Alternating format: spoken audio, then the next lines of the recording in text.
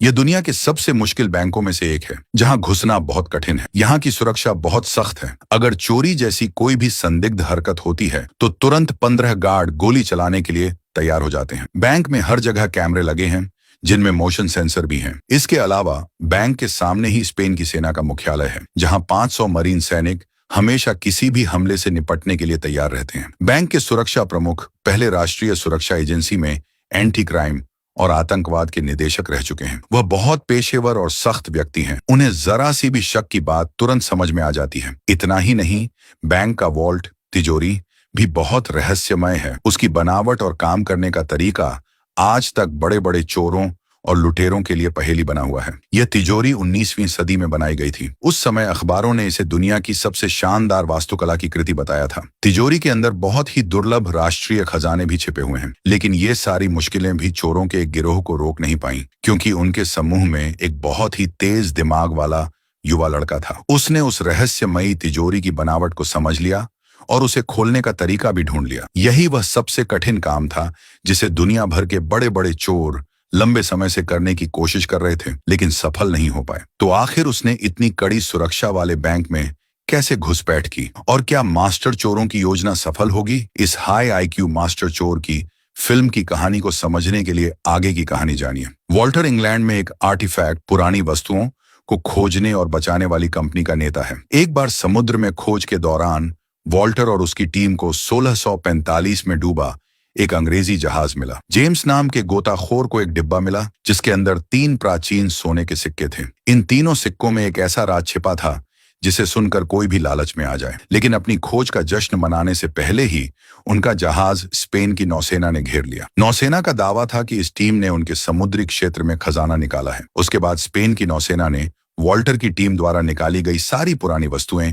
जब्त कर ली। उन कीमती प्राचीन सोने के सिक्कों वाला डिब्बा सरकार ने अपने कब्जे में ले लिया और दुनिया के सबसे सुरक्षित बैंक में रख दिया। वॉल्टर इस नुकसान को सहन नहीं कर पाया। उसकी टीम ने बहुत मेहनत से समुद्र की गहराई से वह खजाना निकाला था और नौसेना ने उसे छीन लिया। इसीलिए उसने बैंक में घुसकर उन 3 सिक्कों को वापस लाने की योजना बनाई। लेकिन उसकी बुद्धि के बावजूद बैंक में घुसना ही बहुत मुश्किल था, और उस मजबूत तिजोरी को खोलना तो और भी कठिन काम था। तभी उसे अपने देश में एक बहुत ही होशियार लड़के के बारे में पता चला, जो अपनी उम्र से कहीं ज्यादा बुद्धिमान था। उसका नाम टॉम था। वह अभी पढ़ाई कर रहा था, लेकिन कई बड़ी कंपनियों ने उसे बिना डिग्री के ही काम का ऑफर दिया था। उसे हर महीने कम से कम $4 लाख वेतन और कई सुविधाएं देने की बात कही गई थी। लेकिन समझदार लोग अक्सर अपनी अलग राह चुनते हैं। टॉम किसी पर निर्भर नहीं रहना चाहता था। उसके पिता ने उसे समझाया, किसी कंपनी में नौकरी कर लो ताकि तुम्हारा भविष्य सुरक्षित हो और हमें चिंता कम हो। लेकिन टॉम ने अभी कोई फैसला नहीं लिया। एक दिन वह अपने पिता के साथ बैठा था, तभी उसे एक अजीब संदेश मिला। उस व्यक्ति ने लिखा, मैं तुमसे मिलना चाहता हूं क्योंकि मैं तुम्हारी जिंदगी का सबसे बड़ा मौका हूं। यह जानने की उत्सुकता में कि यह मौका क्या है, टॉम ने उस संदेश में दिए निर्देशों का पालन किया। लॉरेन नाम की लड़की उसे लेने आई थी, जिसे वॉल्टर ने भेजा था। लॉरेन एक माहिर चोर थी जो जेब काटने में विशेषज्ञ थी। उसकी आकर्षक और प्रभावशाली बातों से टॉम को अच्छा लगा और वह उसके साथ उस व्यक्ति से मिलने चला गया जिसने उसे संदेश भेजा था। लॉरेन टॉम को वॉल्टर के पास ले गई। बच्चे जैसे चेहरे वाले छात्र से बात करते हुए वॉल्टर सीधे मुद्दे पर आ गया। उसने कहा, मैं चाहता हूं कि तुम मेरी मदद करो दुनिया के सबसे सुरक्षित बैंक में घुसने के लिए, ताकि मैं वह चीज वापस ले सकूं जो मैंने खुद समुद्र की गहराई से खोजी थी। टॉम ने पूछा, क्या आपको लगता है कि मैं कोई पेशेवर चोर हूं? वॉल्टर बोला, इस मुलाकात से पहले मैंने तुम्हारे बारे में पूरी जानकारी जुटाई है। वॉल्टर ने कहा, मुझे तुमसे बस इतना चाहिए कि तुम उस बैंक की तिजोरी के काम करने का तरीका समझने में हमारी मदद करो। टॉम ने पूछा, आपको क्यों लगता है कि मैं इसमें हिस्सा लूंगा? वॉल्टर बोला, अगर हम सफल हो गए तो तुम्हें इतना पैसा मिलेगा कि तुम 5 पीढ़ियों तक आराम से जी सकोगे, फिर भी पैसा खत्म नहीं होगा। यह कहकर वह स्पेन का एक हवाई टिकट टॉम के सामने रखकर चला गया। टॉम ने इंटरनेट पर उस बैंक के बारे में थोड़ा शोध किया। वह अपनी काबिलियत को भी परखना चाहता था,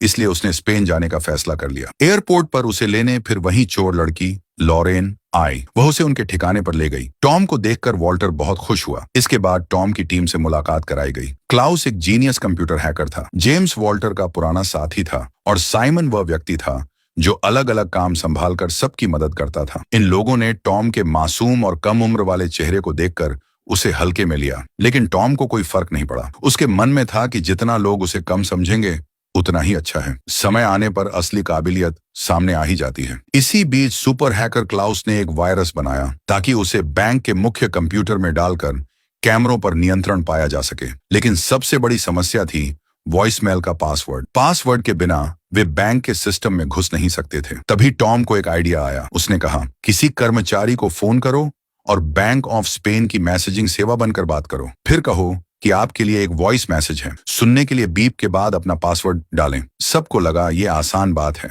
लेकिन हैरानी की बात यह थी कि यह तरीका पूरी तरह सफल हो गया। क्लाउस को बैंक के अंदर लगे कुछ कैमरों की रिकॉर्डिंग तक पहुंच मिल गई। भले ही यह टॉम का बहुत बड़ा या जटिल विचार नहीं था, लेकिन जो लोग नहीं जानते थे उनके लिए यह बहुत मुश्किल काम था। वॉल्टर ने टॉम को उन 3 सोने के सिक्कों का राज भी बता दिया। यह कहानी 16वीं सदी के एक अंग्रेज नाविक की थी। उसने स्पेन के शाही जहाज पर बहुत सारा खजाना ले जाकर कहीं दफना दिया था, लेकिन आज तक किसी को नहीं पता कि वह खजाना कहाँ है। 30 साल पहले वॉल्टर ने एक पत्र खरीदा था जिसमें खजाने की जगह के कुछ सुराग थे। बाद में पता चला कि खजाने की सही जगह और उसके निर्देशांक उन्हीं 3 सोने के सिक्कों पर खुदे हुए हैं। वॉल्टर ने कई साल समुद्र में उन सिक्कों को खोजने में लगा दिए और अब वे सिक्के स्पेन सरकार के कब्जे में दुनिया के सबसे सुरक्षित बैंक में रखे हुए हैं। ये दुनिया के सबसे मुश्किल बैंकों में से एक था, जहां घुसना लगभग नामुमकिन था। वॉल्टर ने टॉम से वादा किया कि अगर सब कुछ सफल हुआ तो खजाने की कीमत सबके बीच बराबर बांटी जाएगी, और अगर वे असफल हो गए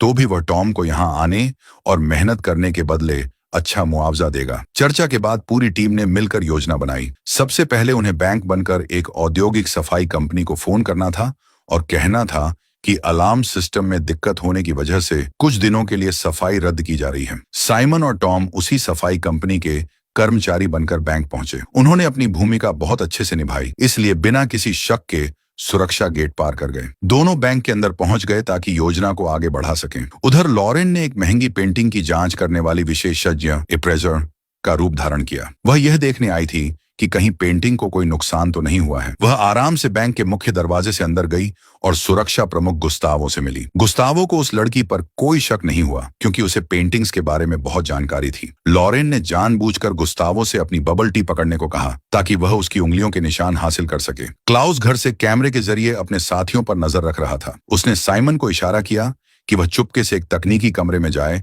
और अपने साथ लाया हुआ डिवाइस वहां के सिग्नल पोर्ट से जोड़ दे ताकि क्लाउस पूरे सुरक्षा सिस्टम तक पहुंच बना सके। उधर लॉरेन को एक सुरक्षा गार्ड बैंक के अध्यक्ष के ऑफिस में ले गया, जहां उसे कुछ दुर्लभ पेंटिंग्स की दोबारा जांच करनी थी। गार्ड के जाते ही उसने तुरंत अपना खास उपकरण निकाला और बहुत तेजी से पेंटिंग को स्कैन किया। घर पर बैठे क्लाउस ने कैमरे की फुटेज को धीमा कर दिया और उसे एडिट करके फिर से कैमरे की लाइव फीड में जोड़ दिया। इससे बैंक की सुरक्षा टीम को लगा कि लॉरेन अभी भी ध्यान से पेंटिंग देख रही है, लेकिन असल में वह तिजोरी की चाबी छिपी जगह को ढूंढ रही थी और एक खास 3D डिवाइस से उसकी कॉपी बना रही थी। जैसे ही उसने पहली चाबी की कॉपी पूरी की, तभी अचानक बैंक का अध्यक्ष कमरे में आ गया। खतरा बढ़ गया क्योंकि क्लाउस जो स्लो मोशन वीडियो चला रहा था उसका समय खत्म होने वाला था। अगर सुरक्षा टीम को असली और बदली हुई तस्वीर में फर्क दिख जाता तो पूरी योजना नाकाम हो जाती, लेकिन लॉरेन ने तुरंत समझदारी से काम लिया। उस बूढ़े अध्यक्ष से कहा कि वह थोड़ा दूर खड़े हो जाएं ताकि वह तस्वीर ले सके। अध्यक्ष को कोई शक नहीं हुआ और उसने उसकी बात मान ली। इस तरह लॉरेन खतरे से बच गई। थोड़ी देर बाद अध्यक्ष बाहर चला गया और उसे अपना काम जारी रखने दिया। लॉरेन ने जल्दी से दूसरी चाबी भी स्कैन की जो एक दूसरी पेंटिंग के पीछे रखी थी। इसी समय टॉम का काम था एक मीटिंग रूम में जाकर ऊपर से तिजोरी की बनावट और ढांचे को स्कैन करना। टॉम मेज के नीचे घुस गया और स्कैनर चालू कर दिया, लेकिन बदकिस्मती से तभी कुछ लोग मीटिंग के लिए कमरे में आ गए। टॉम को सांस रोककर चुपचाप मेज के नीचे बैठना पड़ा। एक कर्मचारी के हाथ से कुछ कागज नीचे गिर गए। वह उन्हें उठाने के लिए झुकने ही वाला था कि अचानक अलार्म बज उठा। अलार्म सुनते ही कमरे में मौजूद सभी लोग बाहर भाग गए। टॉम की किस्मत अच्छी थी कि वह पकड़ा नहीं गया। असल में मशीन से निकली इलेक्ट्रिक तरंग ने अलार्म को चालू कर दिया था। सामने वाली सेना के मुख्यालय से गार्ड तुरंत घेराबंदी करने लगे और अपनी अपनी पोजीशन ले ली। सुरक्षा प्रमुख ने आदेश दिया कि बैंक से कोई भी बाहर नहीं जाएगा। उधर लॉरेन ने दूसरी चाबी की कॉपी तो बना ली थी, लेकिन उसे वापस तिजोरी में रखने का समय नहीं मिला। तभी अध्यक्ष दौड़ता हुआ आया और उसे अपने साथ बाहर चलने को कहा। पूरी टीम अब बहुत चिंतित थी।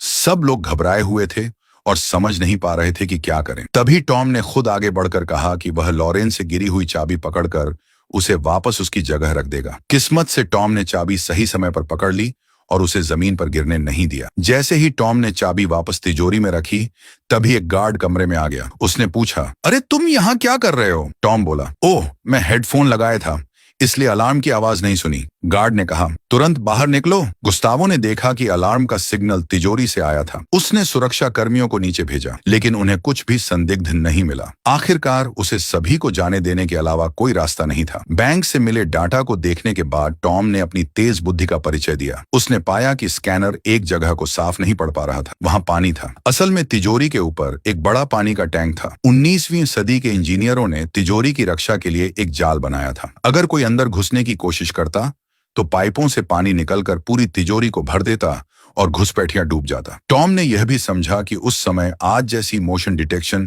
तकनीक नहीं थी। उसकी जगह एक बहुत बड़ा तराजू, बैलेंस स्केल लगाया गया था। जैसे ही तय वजन से ज्यादा भार उस प्लेटफॉर्म पर पड़ता, सिस्टम चालू हो जाता और पानी तुरंत भरने लगता। अब सबसे बड़ी समस्या यह थी कि उस तराजू को कैसे पार किया जाए ताकि तिजोरी तक पहुंचा जा सके। अलार्म वाली घटना के बाद जब सेना के विशेष बल बैंक के बाहर जमा हो गए थे, लेकिन कुछ भी नहीं मिला, तो बैंक के अध्यक्ष ने सुरक्षा प्रमुख को डांटा। उस समय विश्व कप का सीजन चल रहा था और चौक में बहुत सारे लोग स्पेन की टीम को चीयर करने के लिए जमा थे। अध्यक्ष के सलाहकार ने कहा कि शायद अलार्म का कारण बड़े जनरेटर और फुटबॉल मैच दिखाने वाली विशाल स्क्रीन का चुंबकीय प्रभाव हो सकता है। उधर जेम्स और साइमन नालों के रास्ते से होकर उस बड़े तराजू के आधार तक पहुंच गए। जैसा टॉम ने बताया था, वह सच में पुरानी इंजीनियरिंग का शानदार नमूना था। लेकिन अब नई समस्या सामने थी। तिजोरी तक पहुंचने के लिए सुरंग खोदने में कम से कम 15 दिन लगते। अगर वे तेजी से ड्रिल करते तो आवाज ज्यादा होती और वे पकड़े जाते। वे विश्व कप के समय का फायदा उठाना चाहते थे, जब लोग बाहर मैच देखने में व्यस्त हों। लेकिन फाइनल मैच सिर्फ 8 दिन बाद था। वॉल्टर निराश होकर इस योजना को छोड़ने के बारे में सोचने लगा, क्योंकि समस्या बहुत कठिन थी। पूरी टीम भी हिम्मत हारने लगी थी। लेकिन कई बार जिंदगी में मुश्किलें ही नए विचारों को जन्म देती हैं। एक दिन वॉल्टर सामने वाली इमारत की छत पर चढ़ गया। वहां से उसने देखा कि जब लोग फुटबॉल मैच के दौरान जोर जोर से चिल्लाते हैं, तो मोशन डिटेक्शन कैमरे भीड़ की तरफ घूम जाते हैं। इसका मतलब था कि वे ऊपर से बैंक में घुस सकते हैं। लेकिन यह योजना स्पेन की राष्ट्रीय टीम पर निर्भर थी। अगर टीम फाइनल तक पहुंचती, तभी भीड़ ज्यादा होती और योजना को अंजाम देने का मौका मिलता। किस्मत से स्पेन की टीम सेमीफाइनल जीतकर फाइनल में पहुंच गई। अब बस उस गुप्त तिजोरी तक पहुंचने के रास्ते को सुरक्षित बनाना बाकी था। इसी बीच एक दिन कंट्रोल रूम में ड्यूटी के दौरान सुरक्षा प्रमुख ने सफाई कर्मचारियों को बात करते सुना। वे कह रहे थे कि कुछ दिन पहले बैंक ने सफाई रद्द करने के लिए फोन किया था, क्योंकि कोई समस्या थी। तब उसे याद आया कि 2 नए सफाई कर्मचारी बैंक में आए थे। कैमरा फुटेज देखने पर टॉम और साइमन की तस्वीरें मिल गईं, लेकिन दोनों का कोई आपराधिक रिकॉर्ड नहीं था, इसलिए चेहरे की पहचान प्रणाली से उनकी पहचान तुरंत नहीं हो सकी। अब गुस्तावो और भी ज्यादा सतर्क हो गया। उसने गार्डों की संख्या बढ़ा दी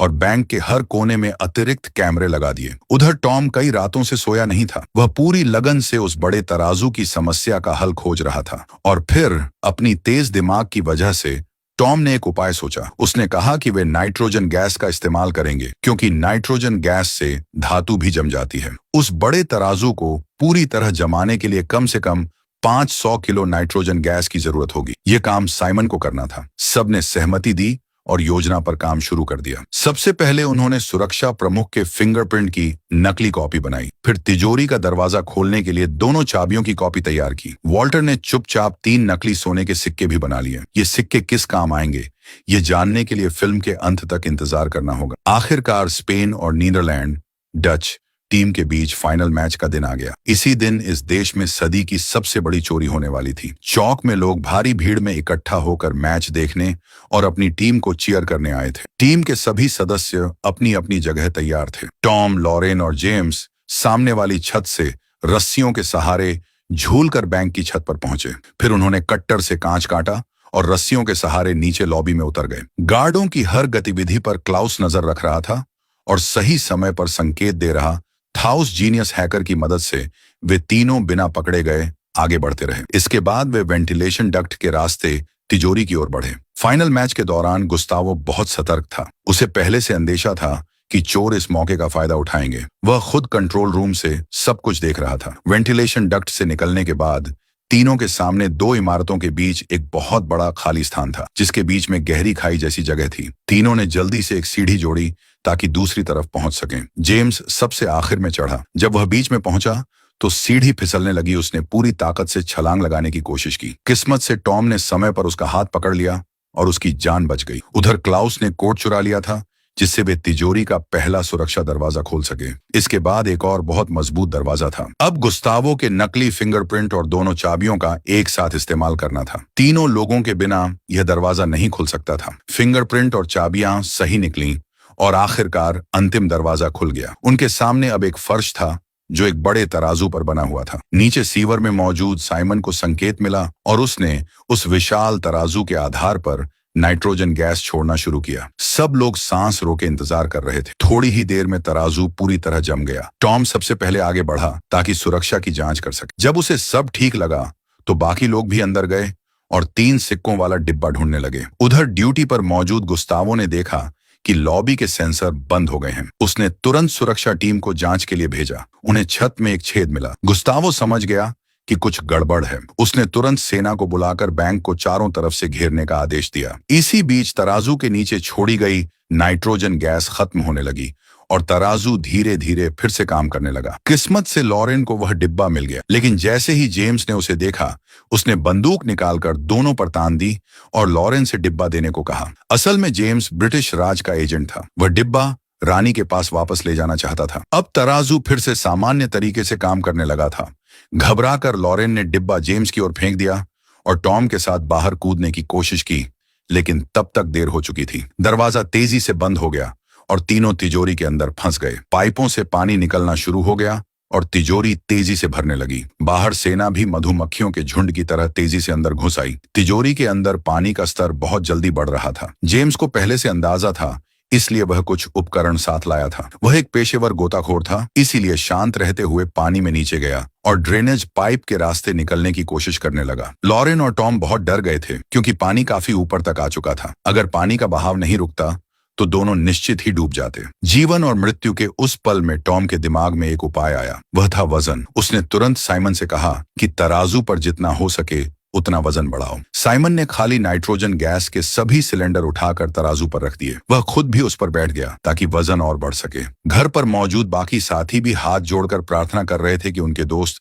सुरक्षित बच जाएं। और फिर चमत्कार हुआ। पानी का बहाव धीरे धीरे रुकने लगा। आखिरी समय में टॉम और लॉरेन की जान बच गई। अब रास्ता तिजोरी तक खुल चुका था। गार्ड और गुस्तावो जल्दी से अंदर पहुंचे, लेकिन हैरानी की बात यह थी कि अंदर कोई नहीं था। सिर्फ खाली तिजोरी थी। बूढ़ा सुरक्षा प्रमुख समझ नहीं पाया कि वे कैसे भाग निकले। कुछ देर खोजने के बाद उसे पता चला कि चालाक चोर पानी की पाइप और छत के वेंटिलेशन रास्ते से भाग गए। किया का गुस्तावो को यकीन था कि वे ज्यादा दूर नहीं गए होंगे, इसीलिए उसने पूरी ताकत लगाकर उन्हें ढूंढने का आदेश दे दिया। टॉम और लॉरेन फिर से पुराने वेंटिलेशन रास्ते में घुसकर भागने लगे, लेकिन अब क्लाउस कैमरे से उनकी मदद नहीं कर पा रहा था क्योंकि सैनिकों ने सभी रास्तों को घेर लिया था। खिड़कियां बुलेट प्रूफ कांच की थीं, जिन्हें तोड़ना नामुमकिन था। तभी लॉरेन को अचानक तीसरी मंजिल पर एक भागने का रास्ता याद आया। उसने टॉम से कहा कि वह उसके पीछे आए। गार्ड अब भी उनके पीछे लगे हुए थे। दोनों जल्दी से बैंक के अध्यक्ष के ऑफिस में घुस गए। गुस्तावो को लगा कि अब वे जाल में फंस गए हैं, इसलिए वह शांत और खुश था। लेकिन जब सुरक्षा टीम दरवाजा तोड़कर अंदर गई तो वहां कोई भी नहीं था। असल में जब लॉरेन पहले पेंटिंग देखने आई थी, तब उसने देखा था कि अध्यक्ष अक्सर वहां सिगरेट पीता है और एक खिड़की खुली छोड़ देता है। उसी रास्ते से दोनों बाहर निकल गए। गुस्तावो ने नीचे देखा और गुस्से से भर गया क्योंकि उसे टॉम और लॉरेन भीड़ में गायब होते दिखाई दिए। वह गुस्से में बंदूक निकालकर उन पर गोली चलाना चाहता था, लेकिन उसके एक साथी ने उसे रोक लिया। उसने कहा, क्या आप पागल हो गए हैं? नीचे कितने लोग हैं आपको पता है? फिर उसने सैनिकों को आदेश दिया कि काले कपड़े पहने उन दोनों चोरों को भीड़ में ढूंढो। लेकिन टॉम और लॉरेन पहले से तैयार थे। उन्होंने तुरंत अपने ऊपर के काले कपड़े उतार दिए और आम समर्थकों की तरह दिखने लगे। दोनों ने भीड़ में एक प्रेमी जोड़े की तरह गले मिलकर और किस करके अभिनय किया। सैनिक उन्हें पहचान नहीं पाए और आखिरकार हार मान ली। बाद में वॉल्टर मार्गरेट से मिलने गया। यह महिला और जेम्स दोनों इंग्लैंड की खुफिया एजेंसी के एजेंट थे। वॉल्टर उन 3 सिक्कों के बंटवारे पर बात करना चाहता था, लेकिन मार्गरेट ने साफ मना कर दिया। जेम्स तीनों सिक्के अपने देश ले गया और एक प्रोफेसर से उन पर लिखे खजाने के निर्देशांक पता करने को कहा, लेकिन उसे यह नहीं पता था कि वॉल्टर को उस पर पहले से शक था। इसलिए उसने लॉरेन से असली तीनों सिक्के बदलकर नकली रखवा दिए थे। इन नकली सिक्कों पर सही निर्देशांक नहीं थे। यह जानकर जेम्स और मार्गरेट बहुत गुस्सा हुए। उधर फ्रांस के पश्चिम में एक द्वीप पर वॉल्टर की टीम छुट्टियां मना रही थी। टॉम ने हवाई जहाज उड़ाने का लाइसेंस भी ले लिया था। चालाक लॉरेन ने असली तीनों सिक्के निकाले और उन पर दिए गए निर्देशांक डालकर खजाने की जगह खोजी। वे सब हैरान रह गए क्योंकि खजाना इंग्लैंड के एक बैंक में था। यह बैंक भी बेहद आधुनिक और सबसे उन्नत सुरक्षा व्यवस्था वाला था। अब चारों के सामने एक और बड़ी चुनौती थी। उनका लक्ष्य था उस कीमती खजाने को सफलतापूर्वक हासिल करना और आपस में बांटना। आगे की कहानी में देखेंगे कि इस नए बैंक को निशाना बनाते समय टॉम कौन सी नई योजना बनाता है। अगर आपको यह फिल्म की कहानी पसंद आई हो तो लाइक और सब्सक्राइब करना न भूलें ताकि आप और भी शानदार फिल्मों की कहानी देख सकें।